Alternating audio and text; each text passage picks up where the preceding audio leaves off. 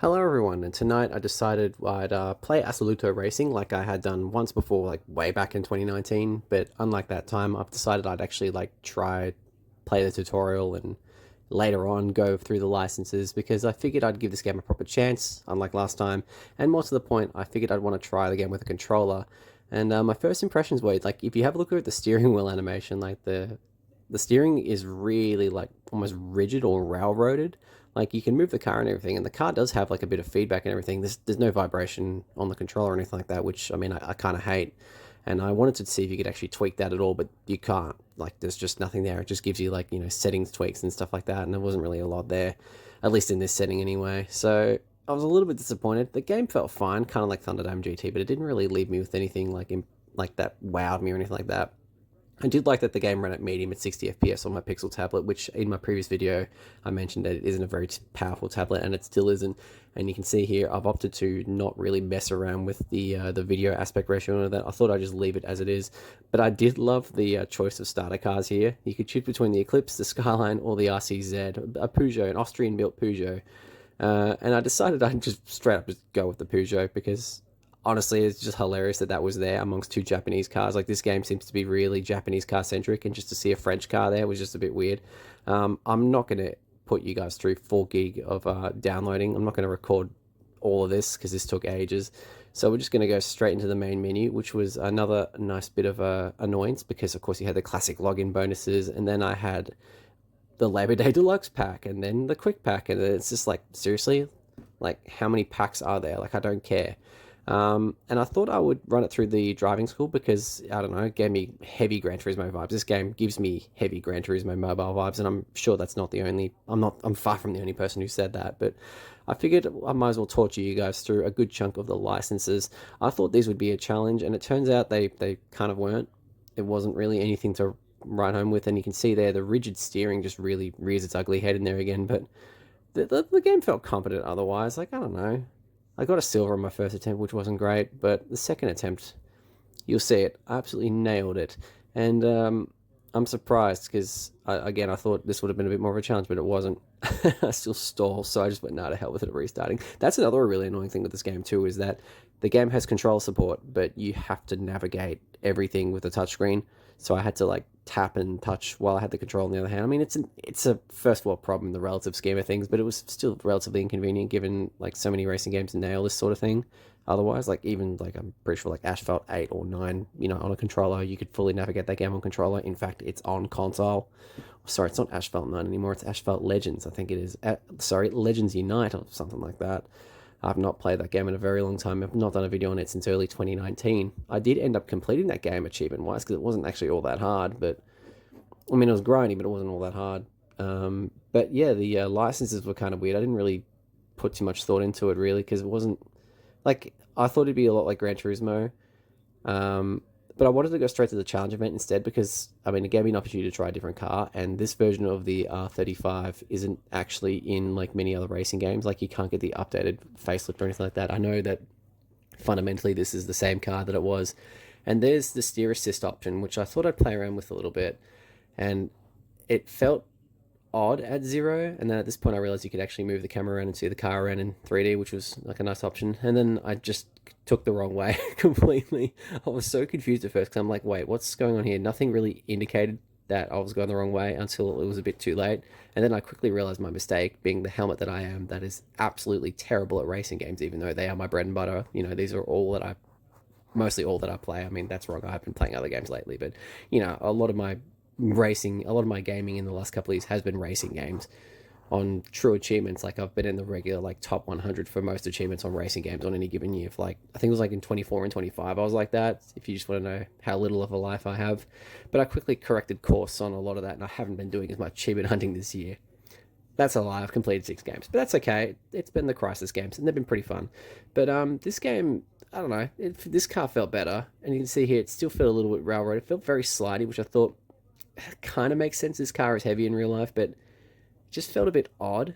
Like, yeah, the weight transfer just felt a bit just bizarre. At least this track looked a lot better though. And speaking about track selection, it was surprisingly limited. Like I mean, maybe there are more tracks that unlock during the career, but from what I saw, there wasn't a huge amount. There's a lot of Japanese-centric tracks, which is to be expected. A lot of these, I think about 80% of the cars in this game are Japanese, but it was kind of surprising, and I don't even know what the challenge tokens were. To be honest, I couldn't care less. I just went straight back to the licenses after this because I wanted to see what the licenses were all about, and you're about to see that very shortly. For now, here's the Peugeot, because the Peugeot looks pretty good. Kind of. I don't know. I don't see many of them on the road. That being said, though, I think they were about a 60 grand car back in like 2013. So yeah, you see, there's a track list there. Actually, it's nothing. It's very basic. There might be more tracks beyond that, but I just went straight back into the license tests because they were not too bad. I thought, they'd give me new cars to try out and see if there's any significant differences between all the cars, and there were very subtle differences, but there wasn't as extreme as I thought it was. Like this Nissan Silvia didn't really feel that much different from the Eclipse, and I thought you could get away with that. I mean, I managed to hit the wall in the first license test, but evidently not. So you're gonna have to watch me run through the gauntlet again, which I passed the second time around, and my throat is absolutely, excuse me, my throat is absolutely getting stupendously raspy for no particular reason. I'm not sure why it does that. Ever since I got sick last year, my throat, like, it almost like runs out of battery almost, like, it just starts to get really raspy and really flaky, and I have to kind of like preserve my voice. But I'm just going to keep talking because if anything, it just makes the vocals I'll do for an EP even better if I can get this back, because that's, yeah, I've been missing that for a number of years. But the award I got for this was just ominous. This felt like a threat being just given yellow. On what car? I've only got one car. A yellow Peugeot would look a bit weird, so I decided I'd just completely ignore that and just continue to the next license test. This one wasn't bad. I don't really remember this. This is a weird one because like this game looks good and plays pretty good, but I'm just kind of, I feel very muted with mobile games to the point where I just don't really, I record stuff for them and I don't really think much about them because there's just not a lot interesting. I guess it's because I've just played so many racing games as well, and I've played console and PC racing games that just provide, more, are able to provide the complete simulation experience that mobile games just simply are not able to try. And don't get me wrong, this game is still pretty decent. I still quite like a few things that this game does, but I just think it's just a bit odd physics wise. Like I will admit, like this S2000's physics was actually not too bad. You'll see it a bit later on in another license test where the car just is a bit rear happy, and I'm not quite sure if the car is all that rear happy. I know the engine, like the bonnet, is really long on the thing, and the engine's more mid mounted almost. It's not mid engined, but it's like more towards the center of the car more than it is towards the front. I guess, yeah, obviously in an attempt to not make the car, to make the car balanced and everything like that. But yeah, it was just very weird, and this test was also just very bizarre. I kind of didn't realize this was a loop until later on. I was like, okay, I'm just gonna keep mounting the curb and just build speed and build momentum because that worked with every other test so far. But then I realized, no, this is just literally a circle and I'm supposed to do this within a certain amount of time. And so I quickly changed course and corrected my mistake, and I think I nearly blundered this because of that. Wasn't my finest attempt, but we still managed to get it done in the first attempt. You see, I've got about 12 seconds, something like that. I can't math. Math has not been in my brain for a number of years, and it shows really. At least I'm not using TikTok though. I guess that's a positive.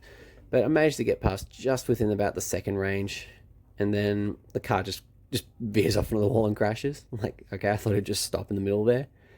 And then I ended up doing all the license tests. I skipped a good chunk of them because there's really not a lot really going on there, and I evidently should have just cut more out because there wasn't a lot. But this is the S2000s. Like the weird thing with the S2000 was like, yeah, you put the foot down or the trigger down, and yeah, the car would just kind of lift off like that. And you can see because of the game, railroads you almost, and sharply pivots back towards the center position. The car almost corrected itself by like almost doing nothing. And it was just very bizarre. And the final test that you'll see very shortly actually felt pretty good. I might need to give this game another try against other opponents or something like that, because it'd be interesting to see how this game works with AI and stuff like that, and how the races and how the formats for those races would be. I imagine it would just ape Gran Turismo, which, I mean, there's no shame in that really. I mean, Gran Turismo is a very good game to be inspired by. And it's a very high bar of a racing game, even if Gran Turismo 7, by many people's accounts, isn't the Gran Turismo of old. I mean, I loved Gran Turismo Sport. I've done tons of videos on Gran Turismo Sport, but Gran Turismo 7 looked a bit weird. But after I made this mistake on this one, I didn't think this would be possible with how the physics work and how the cars can kind of just power their way through these corners. I really had to lock in on this because this actually took me a few attempts to get right because I didn't realize that you could really send the car on certain corners, but then have to kind of withhold on others. So yeah, this is the attempt. You will see it. I can't remember what this track was. I believe this is the official Assoluto. Is it Assoluto or Assoluto or I don't know how to pronounce the game. I kind of feel bad that I don't know how to pronounce it, but whatever. We're here anyway. And yeah, so I had to hug the inside line and then carry as much speed. I kind of got in the zone with this one because I was like, okay, I kind of know how this works. You know, just lift off a little bit, accelerate. It's a front wheel drive car. This is a front wheel drive car? I believe this is.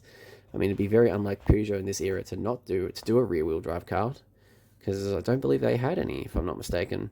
I don't believe they have any now, actually. I believe it's just front wheel drive and all wheel drive. But anyway, you can see there the car accurately does do understeer when you're accelerating out of corners, which was a nice little detail there. So the attention to detail in this game is there. It's just that I am a jaded, depressed person who is not just not excited by much, and I'm just just going by the motions and talking crap about whatever or just rambling on in videos. So this was a painfully long straight though. Like, I thought I was going to fail this attempt just by this straight alone because it does go on for so long.